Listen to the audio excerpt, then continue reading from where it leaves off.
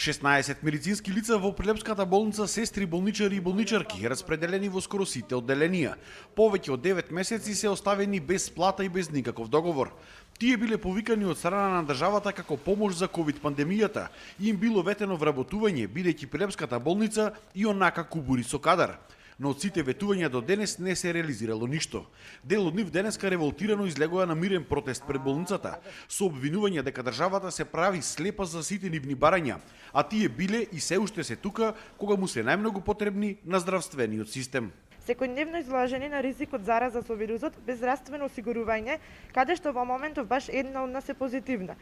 Сестрите пуштени на транспорт, што е кривично дело, без никој да се запраша дека нашата лиценца за работа може да биде одземена. Сакаме да се обратиме до министерот за здравство Венко Филипче и да го прашаме дали е запознаен со нашиот случај. Како што одговара нашата директорка Кети Смилеска дека се зависи од вас, министре. Бидејќи не можеме да најдеме никаков контакт со вас, приморани сме вака медиумски. Овие медицински лица денеска обвинија дека се прави поделба помеѓу нив, затоа што дел од нив сепак за овој временски период добиле решение за работа, а останатите од непознати причини засега се со комплетно нерешен статус.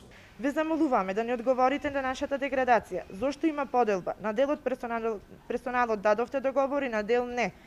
Зарем не се запрашавте доколку истото се случеше со Прилепската модуларна болница, како што со Тетовската? Кој ќе одговараше за нашите животи и како ќе бевме пријавени? Дали како хоспитализирани пациенти? И не сме повикани како волонтери, доброволци, туку повикани за работа.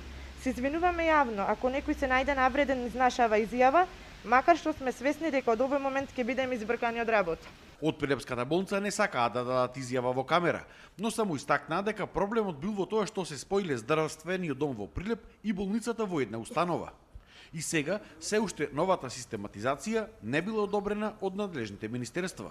Очекуваат набрзо надминување на овој проблем.